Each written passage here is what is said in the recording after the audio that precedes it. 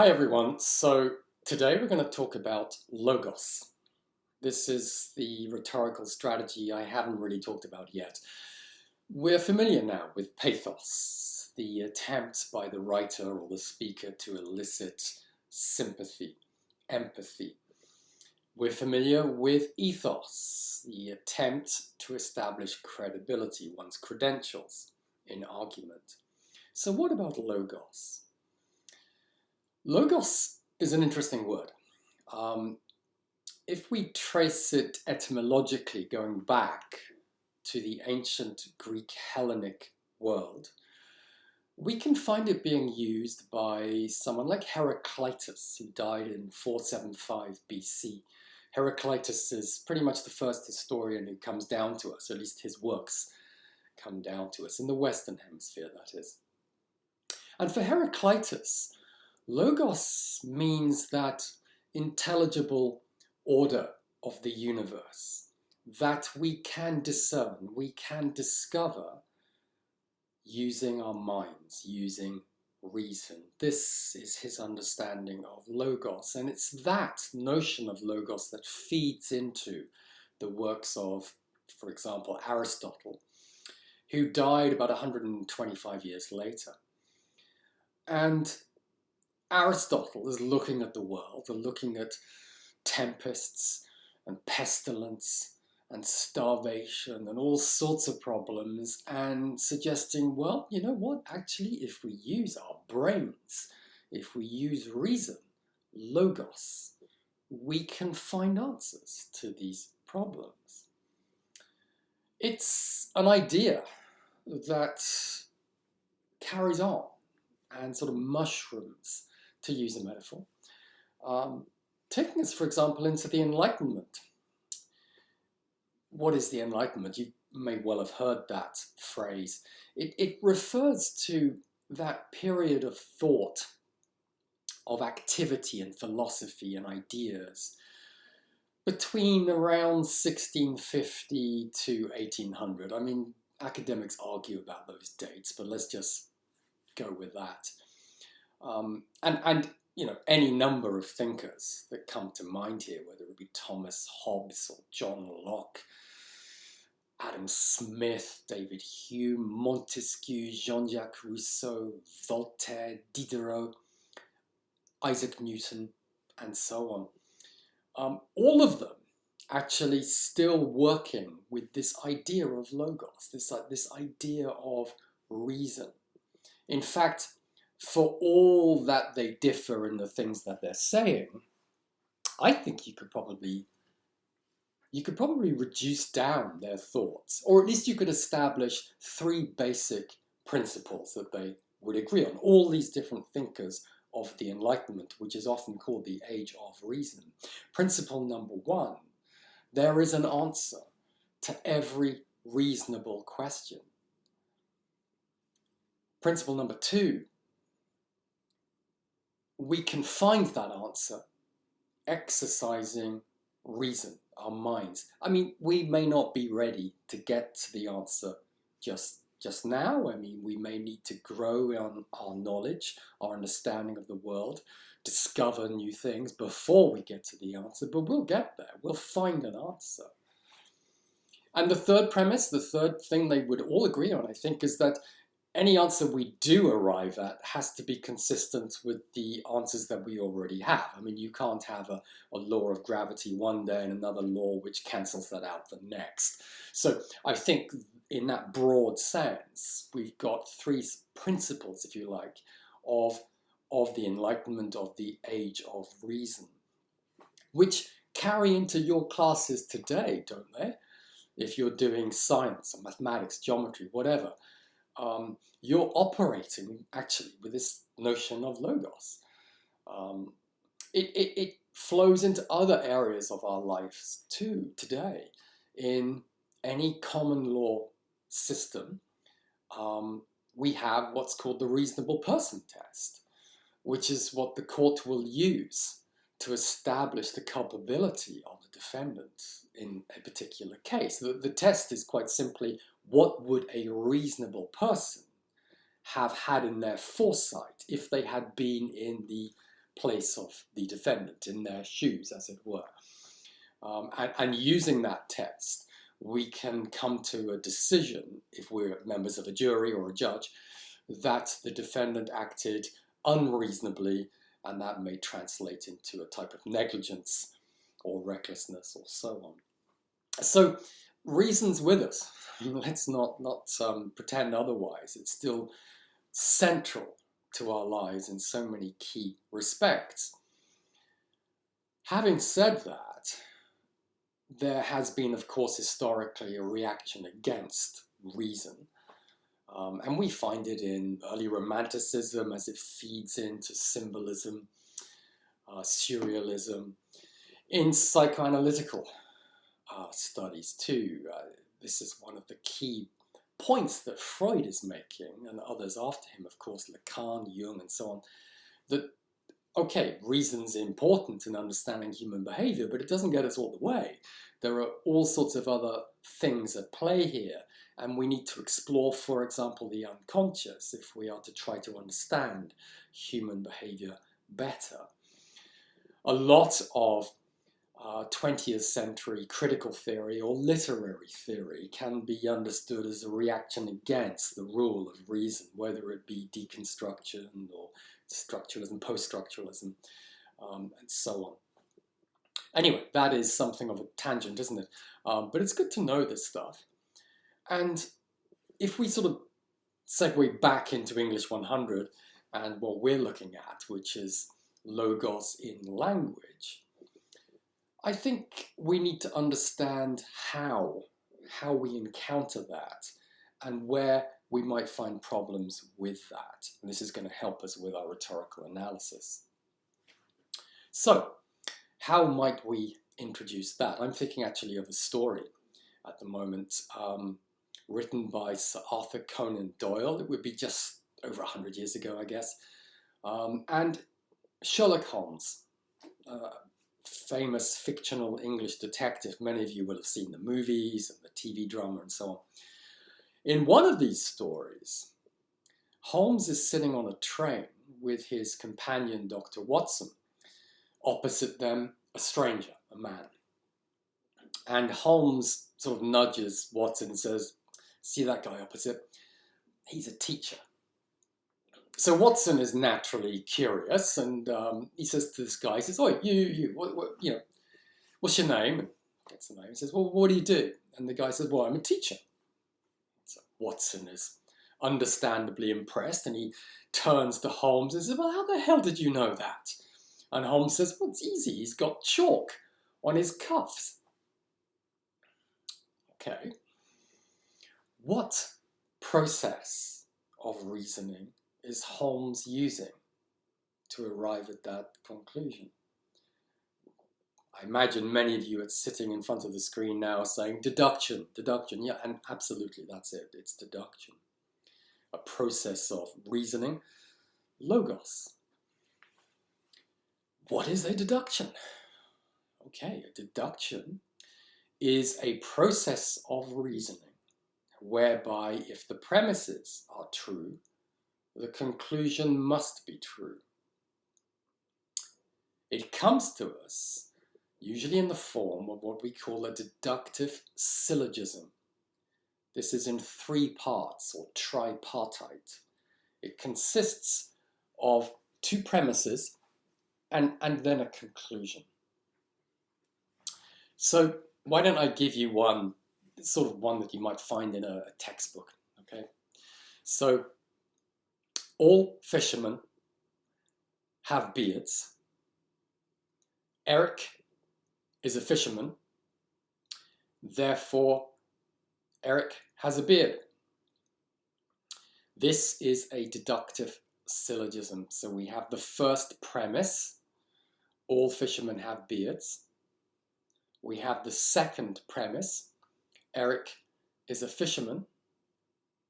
And then we have the conclusion, therefore, Eric has a beard. Now, perhaps the first thing to say here is that we arrive, generally speaking, at a premise, a deductive premise, by what's called a process of induction. So induction is a statement that we make based on our observation, knowledge, our understanding of the world. I, for example, do not deduce that the sun will rise tomorrow. I induce that the sun will rise tomorrow based on my understanding that it always has, at least in human history, and beyond that, and on my sort of rudimentary understanding of science, why it will tomorrow. I induce that. So we have inductive statements that sort of form the premises of a deductive syllogism. It therefore stands to reason that in order to test the persuasive force of a deduction, its conclusion, we need to test the inductive premises that are sort of inside it. If we do that with the example I've just given you, we can see where we have problems. So, all fishermen have beards. This is an inductive statement. It's the first premise of our syllogism. And when we test that from our knowledge and understanding of the world, we know it to be untrue. We then get to the second premise. Eric is a fisherman.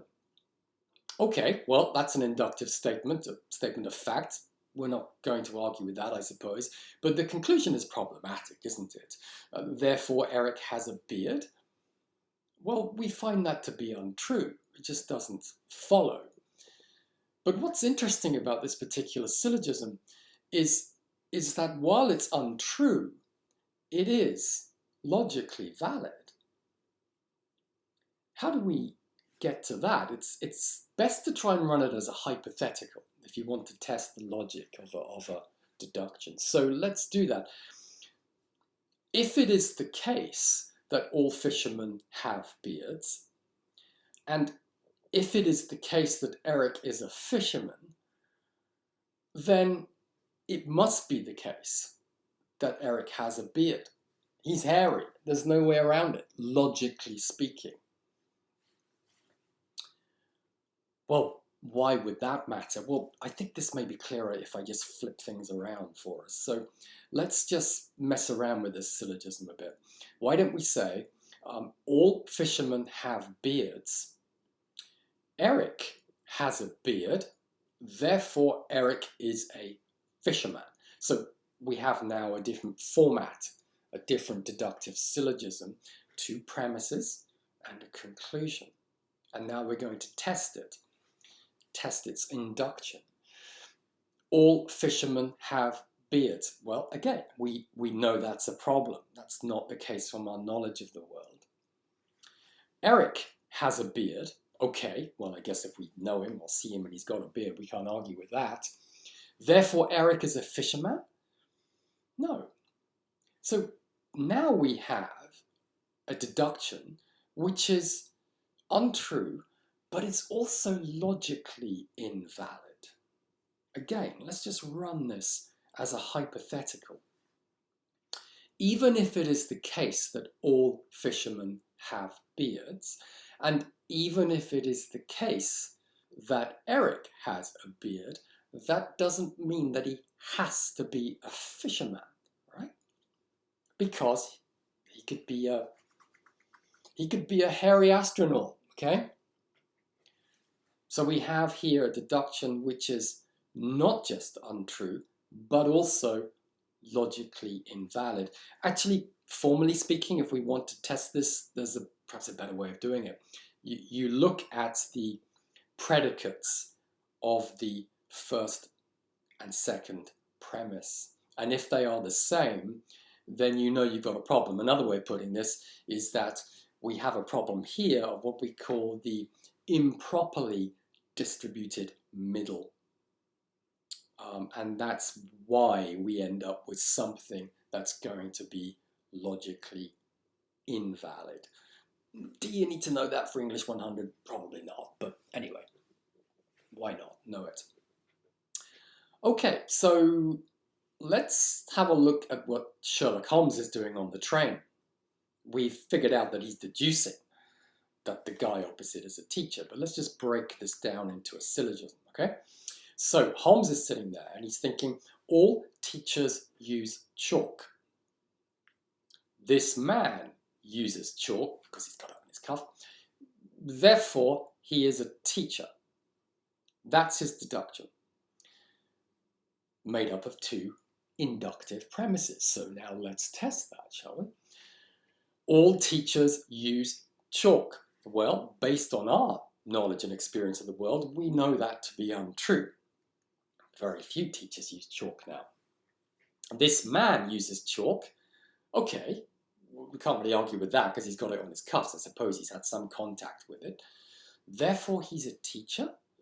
No. I mean, this is not just untrue, but it's also logically invalid. Again, let's run it as a hypothetical.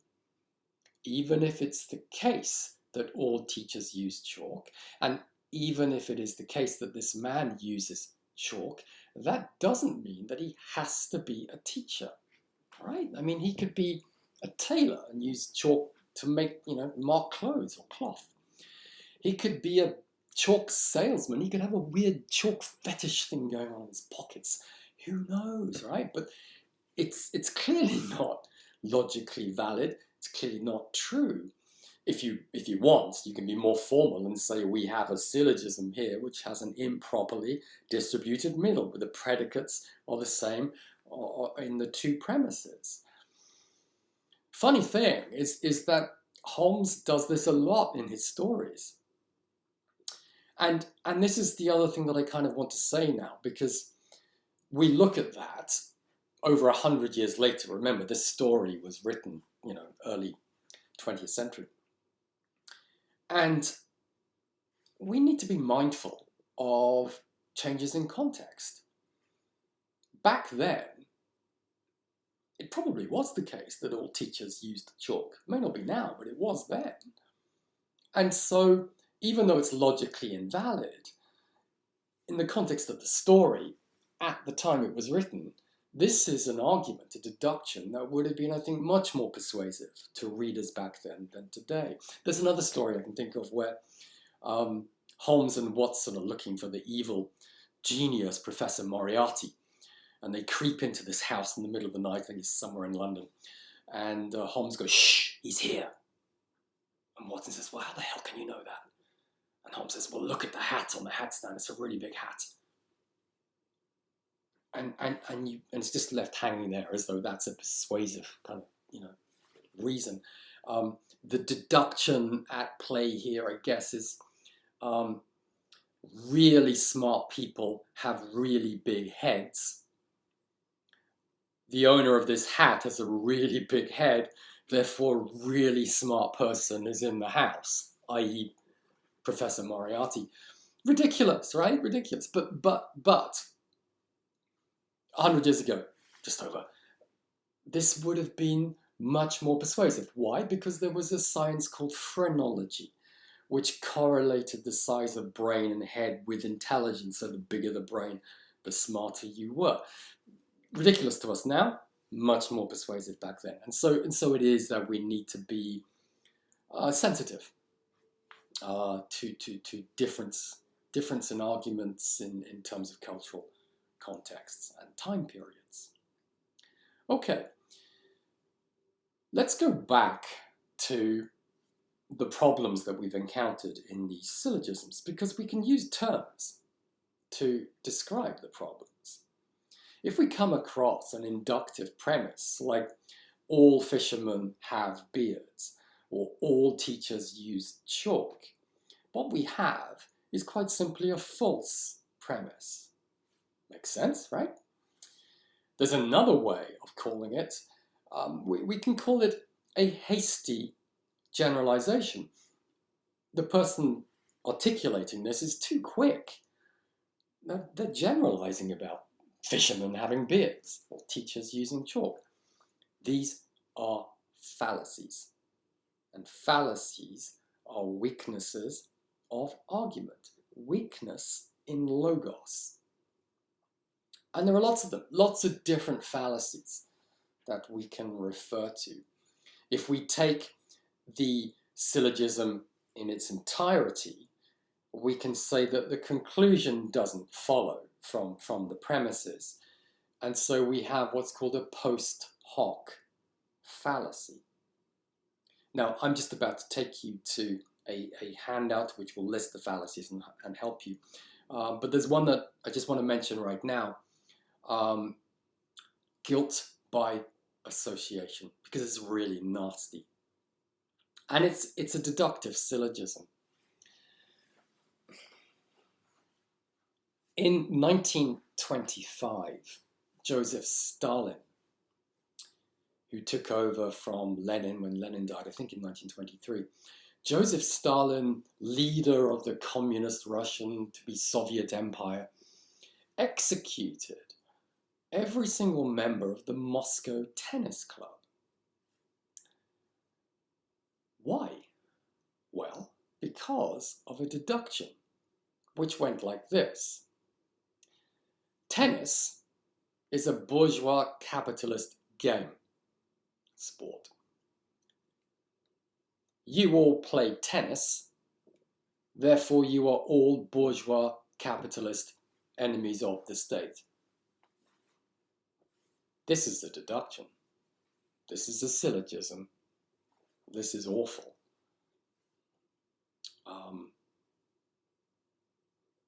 And it provides for us a fallacy, untrue, an untrue statement, conclusion, a fallacy that we call guilt by association. There's another one that comes to mind. Senator Joseph McCarthy, in the famously referred to McCarthy trials in the 1950s in America, was seeking to entrap, find, shall we say, communists active in America.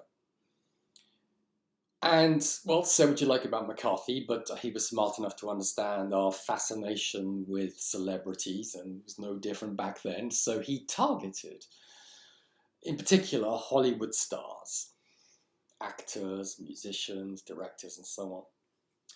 And then he would summons them to a tribunal, sort of like a public court. The media would be there. And he would subject them to an examination, which kind of ran along the lines of, are you or have you ever been a member of the Communist Party? And so the poor person sitting in the chair there would say no. And then the line of questioning would be, well, then why, how can you explain that your dentist is a communist? You know, that sort of thing. One such target victim was the Hollywood director John Schlesinger. So after a grueling day or so of cross-examination, this is what McCarthy actually said to the tribunal. He said, I do not tell you that Schlesinger is a communist. I have no information on that point, but I do know that if he were a communist, he would ridicule religion the way he does in his films. What? There's a syllogism for you. Let's just sketch it out. What McCarthy is saying here, by way of a deduction, is this. All communists ridicule religion, first premise. Schlesinger ridicules religion in his films, second premise. Therefore, Schlesinger is a communist. Gotcha.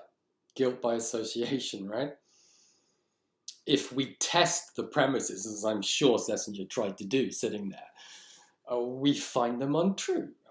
All communists ridicule religion.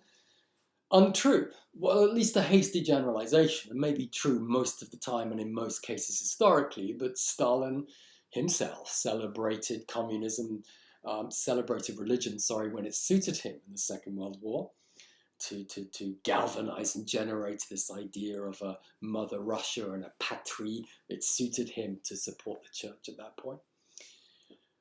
Second premise, Schlesinger ridicules religion in his films. Well, some may think that, others may not. So that seems to be a hasty generalization or a false premise. And the conclusion, therefore, Schlesinger is a communist? No, untrue, and in this case, logically invalid. The problem is that every shitty little dictator throughout history has used this syllogism, is using it today to entrap people, incarcerate them, torture them, execute them.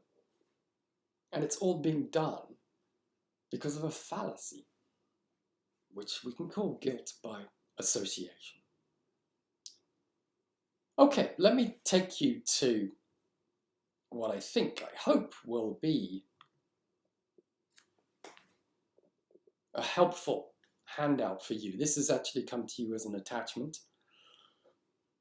And here we have a list of fallacies. This is actually coming from the book Word and World by Kent Lewis. We had an extract on metaphor last time in our last class. And here we have inductive reasoning here on the left column, deductive reasoning on the right. I'm not going to read through that now because we've just done it, but this will be helpful to you by way of revision. And now we have a list of fallacies. Guys, this is very useful to you. It should be very useful to you.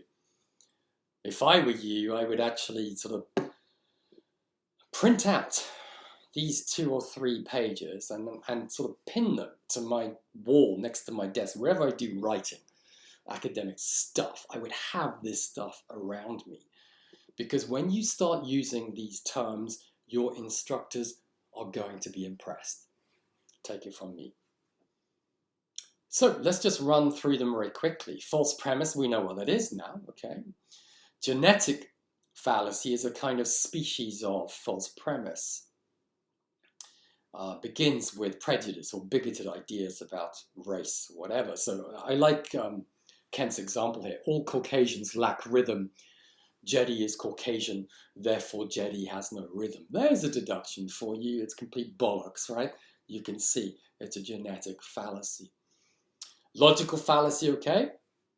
We get that now. And analogical fallacy is an important one. It happens a lot. This occurs when a writer compares 2 objects and allows their similarity to pass as equality. People often discredit, for example, an idea by comparing it to Nazism. Have you noticed how that happens in blogs?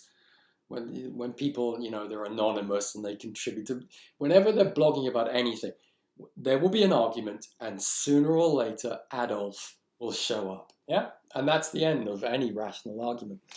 Look at Kent's example here. Just as the Nazi party blamed the Jews for German ills, so too has the anti-free trade movement found a convenient scapegoat, the CEOs. So, yes, the analogy may have a grain of truth. Both groups direct frustration against the minority. But this analogy misleads when we try to see the 2 terms as synonymous and forget their overwhelming differences. The Nazis were racist, but the protesters are not. The Nazis seized power through violence, but protesters are mostly peaceful, and so on. Appeal to good character, argumentum pro hominem, suggests that a proposition is true because it comes from a well-regarded personal source. The speaker is respected. The speaker said X must be true. I try this on my 6-year-old boy. I don't know for how much longer I'm going to get away with it. Next one, appeal to bad character, argumentum ad hominem. The speaker has a dubious character. The speaker said X must be false. We do this, don't we? It's How many of you have been guilty of this? Perhaps recently.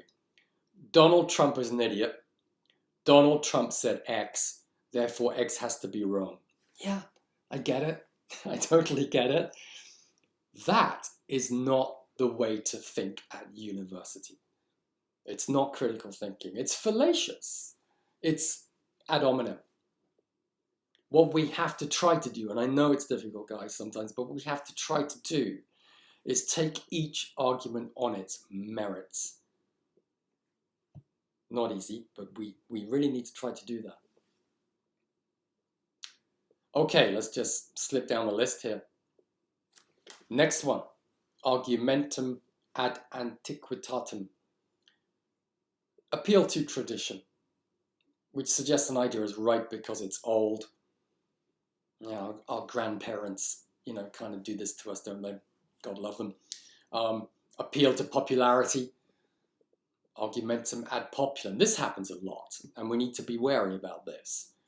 This tries to persuade us that an idea is valid because lots of people believe it. We'll talk about this down the track, you know, with things like democracy. Yeah.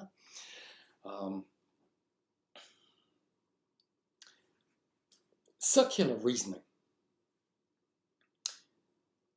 This occurs when the conclusion appears as part of an argument's proof. The Bible is the Word of God. The Bible says that God exists, therefore God exists. You're kind of locked inside that syllogism, aren't you? It's almost impossible to argue against it because you're inside its falsity. And it's also called begging the question. Next one, false dilemma. This is very important because it happens a lot. Presents only two sides in a debate, even though many other perspectives exist. Sometimes called black-white thinking. Next one, appeal to force. Attempts to sway people by making a direct or veiled threat. If you reject Christ, you're going to hell. Next one, appeal to pity. Argumentum ad misericordiam. Tries to influence us by demanding sympathy. I'm afraid to say this happens at the end of every term with one or two students. I got the wrong answer, I didn't get the right grade, but I really need a B- for a scholarship, and otherwise I can't do this or I can't do that. You know, it's... let's move on, shall we? Straw person argument sets up a deliberately weak opposition just to knock it down. You know, sometimes you're arguing with loved ones or friends and they simplify what you said. It's really annoying when that happens, isn't it? It's frustrating. And you say, that's just not what I meant. You're putting words in my mouth, simplifying what I said. This is a type of fallacy. This is a straw person fallacy. Here we have the one I mentioned a bit earlier, the fallacy of the false cause, or post hoc ergo propter hoc. It's when we wrongly assume that one thing has caused another. So the Latin expression is after this, therefore, because of this. I think a helpful way to understand that general sort of fallacy is the metaphor of the slippery slope here on the right-hand column, which discredits an idea by connecting it to ludicrous and unrelated consequences. It's the sort of thing in class I'd say, well, if I let one of you, you know, shave your heads, then you will all shave your heads. You know, it's just ridiculous that that would happen. It's as if it's a slippery slope, and it's clearly wrong. It is a slippery slope fallacy. Okay, why don't we just look at a couple of examples now?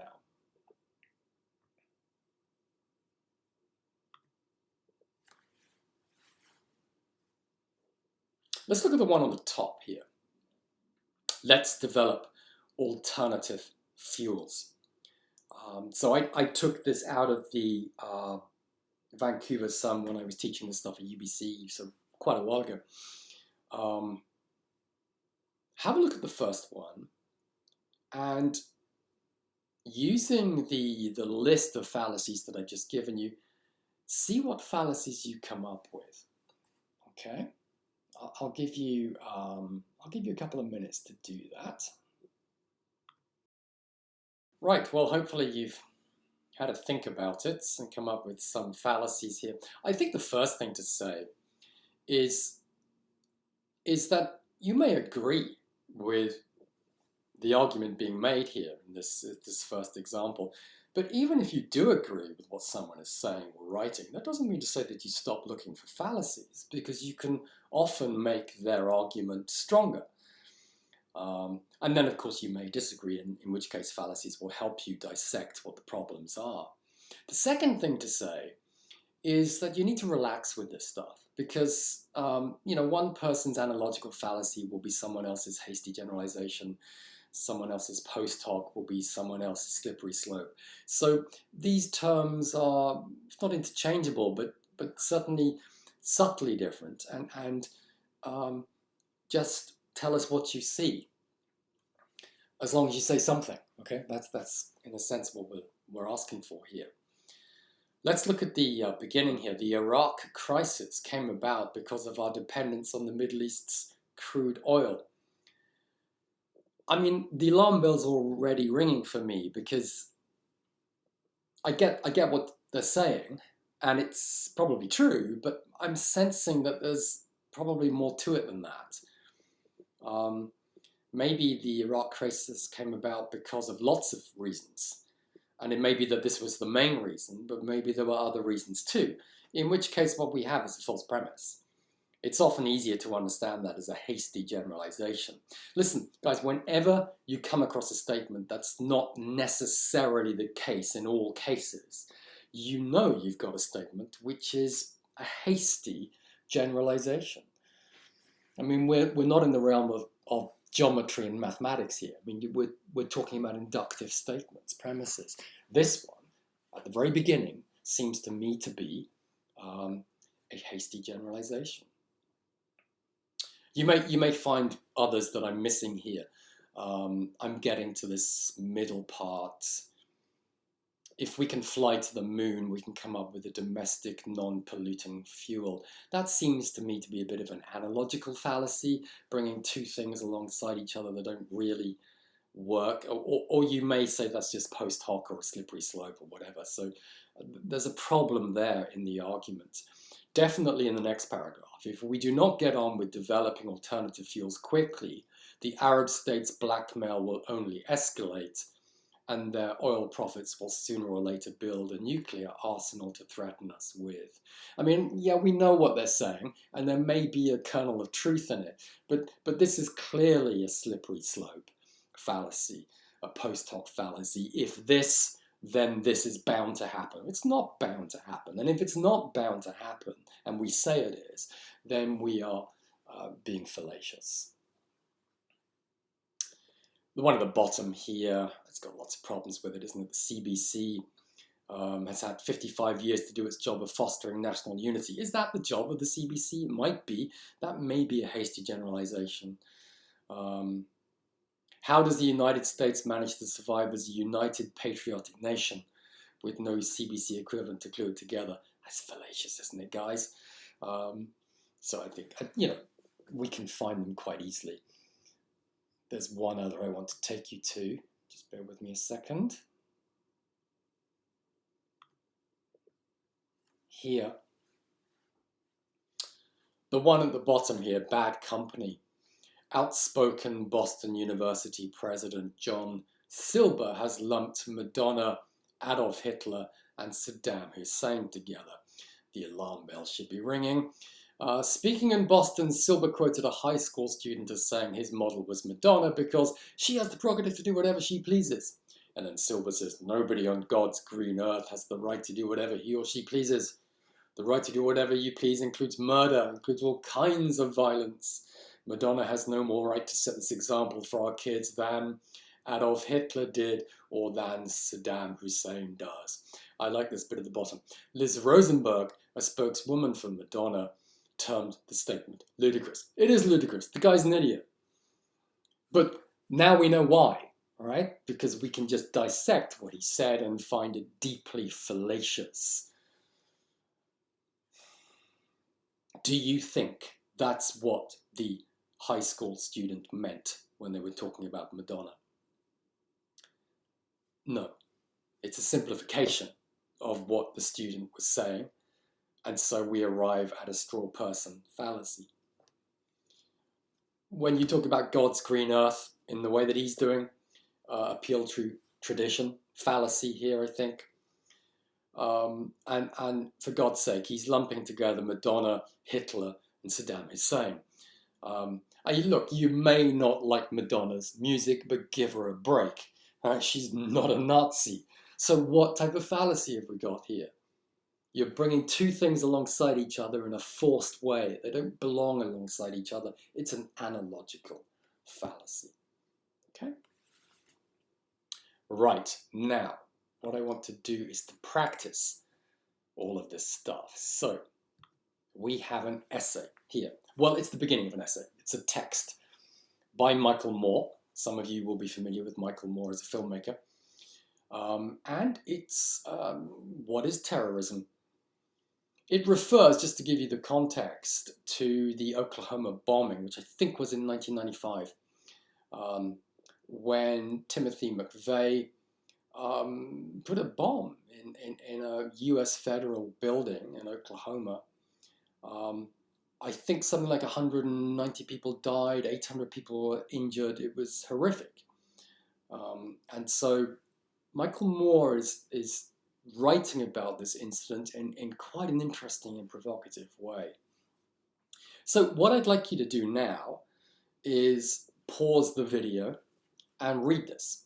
Read this. It actually ends, so we've got it starting on the left here, and it ends just here when he says, "Oh yeah, in a Ryder truck." So I want you to read that, please.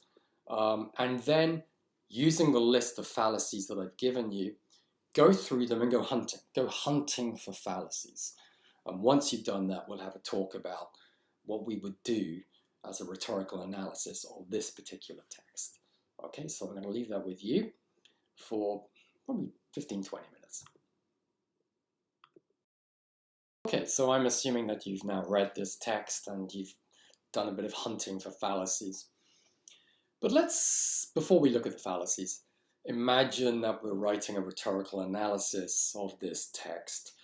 How would I do it? So that may help you.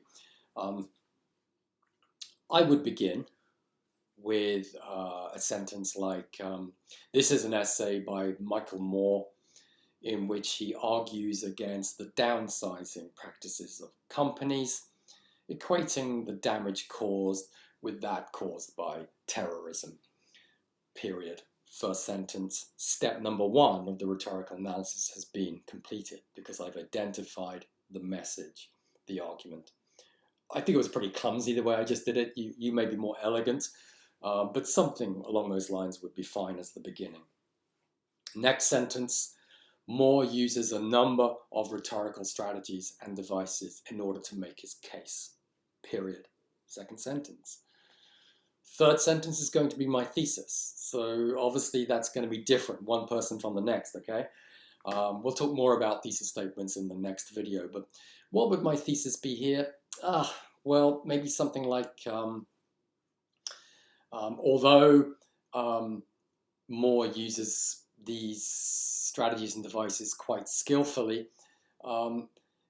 unfortunately the essay fails to persuade because it is deeply fallacious for reasons that will be explained later in the essay. That really was clumsy, wasn't it? But anyway, that is a thesis, and I'm basically giving my opinion of what I think about the text I just read, and that's exactly what you need to do when you write your thesis sentence at the end of your first paragraph. And of course, you might disagree with mine. So then I would go into step two now of the rhetorical analysis. I would begin my next paragraph by saying, turning first to the rhetorical strategies used by Moore, we can see a deliberate attempt at, you tell me, pathos. I think that's what I would say.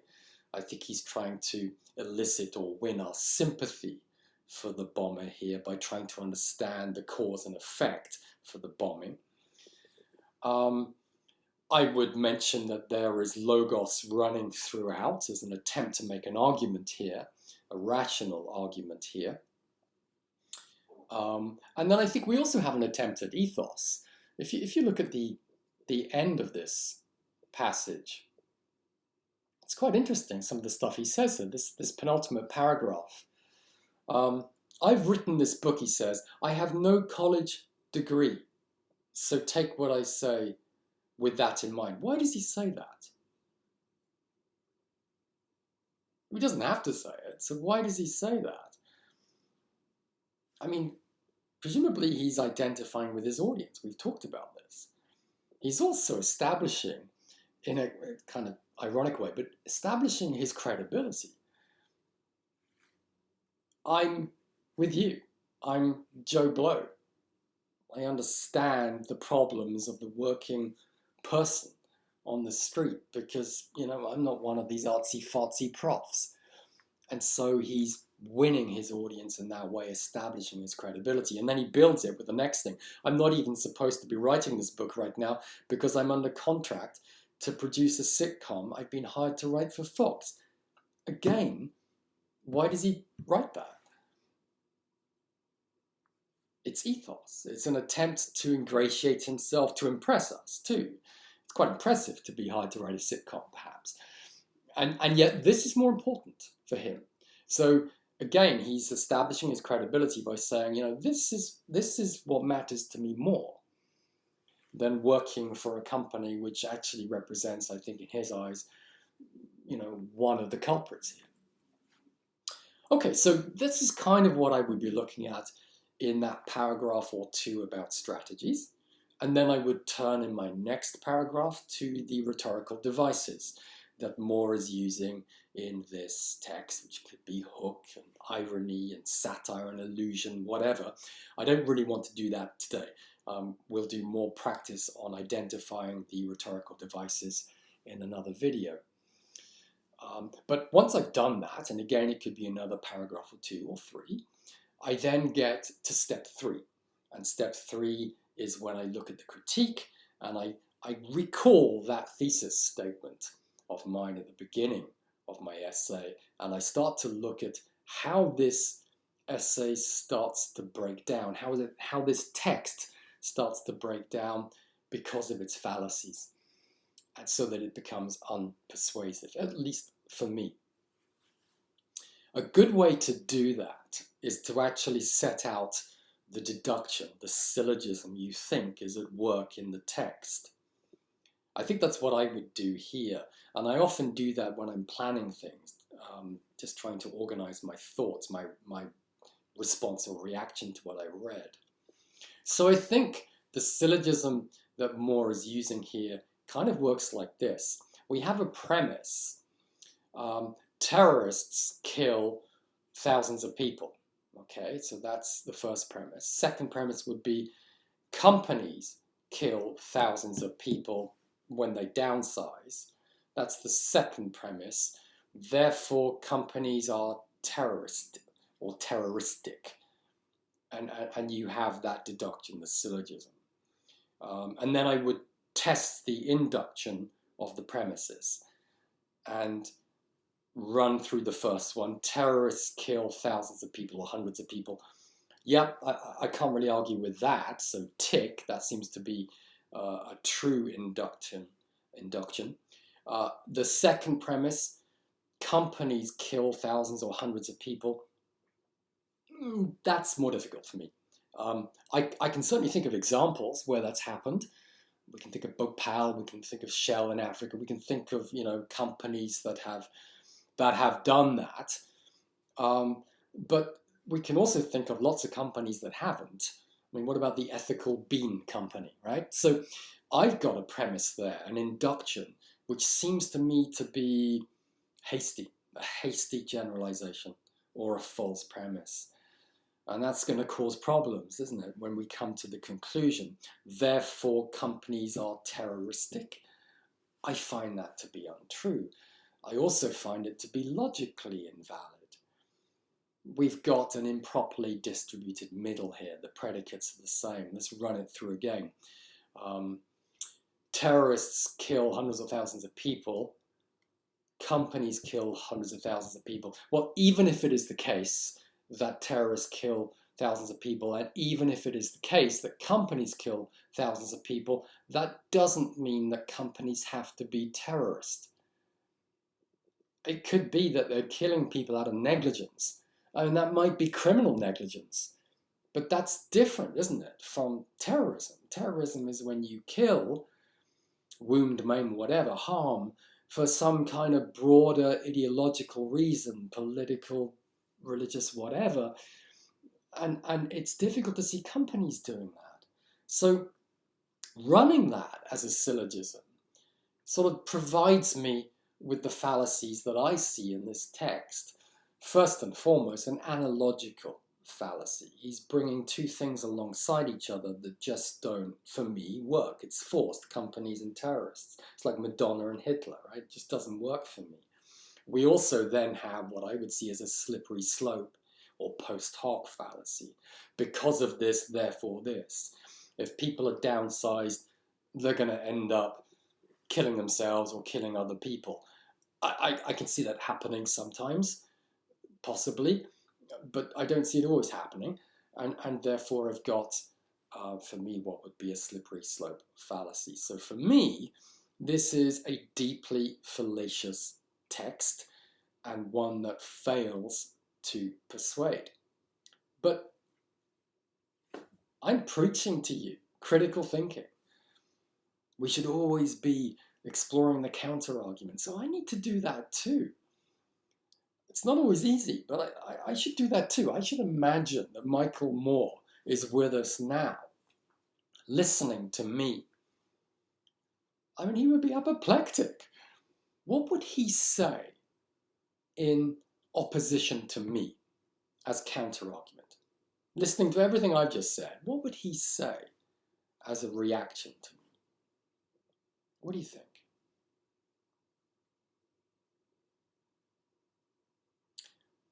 I mean, to answer that, it may help you to remember the last argument you had.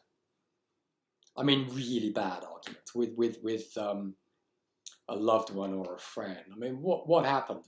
What happened there? Analyze what happened and what you were both doing in that argument.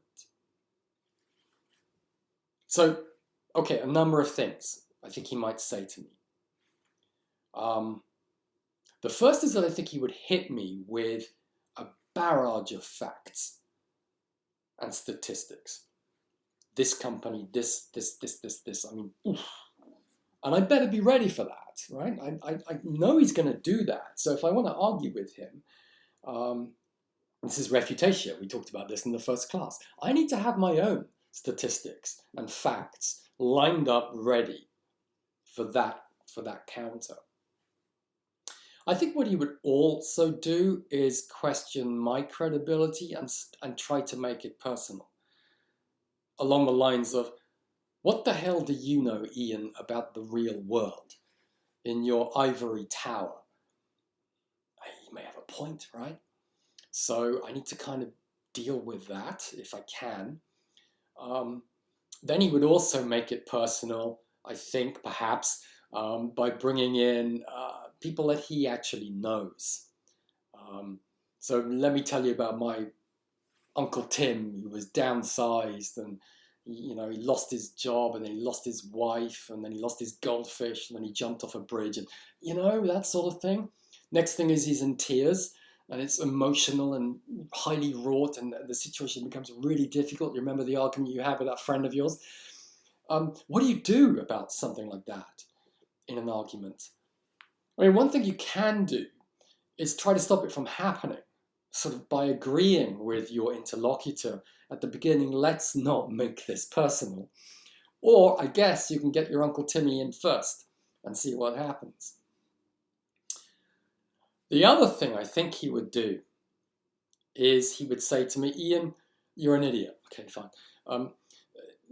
Because I know about all this fallacy bullshit, he would say to me. I know about analogical fallacies and slippery slopes, bollocks I know about all. I'm doing it on purpose because I want to provoke readers into thinking anew and afresh about company corporate activity. So I'm deliberately creating these fallacies. This is a really interesting notion. It's the intentional fallacy. The fallacy committed deliberately by the writer so as to achieve their aim. It's highly risky. I mean, we talked about this in the last video, didn't we, with Margaret Atwood. She's guilty, arguably, of that fallacy of stereotyping herself, you know, the male perspective. And for some of us, that just makes the essay a failure, whereas others among us would say, no, okay, I mean, you could say it's a fallacy, but it works because she's doing it on purpose and it's provocative and interesting as a result. So this is where it's up to you. Of course, it's up to you. It's your prerogative. You need to decide when you encounter a fallacy, whether it's intentional or not, and whether the writer gets away with it or not, whether you cut them that slack and give them that defense. This is up to you. For me, no. Frankly, no. It's not going to work. Whether he's intending it or not, I think it's a poorly written, unpersuasive essay. And I would say that in my rhetorical analysis. But you know what? I don't think he gives a shit about me. I don't think I'm his target. I don't think he's writing to me. And I don't think he cares. I think he's got a different audience in mind. And he may be taking these rhetorical risks so as to reach that audience. And if you agree with that, if you think that's happening, then you may think this is a really powerful, effective, and persuasive text. And that's what you would write in your thesis statement and at the end of your essay. Okay? Let's leave it there. And the next time I meet you in this strange way, we'll talk more about rhetorical devices and how they operate in argument. Okay, thanks very much. See you next time.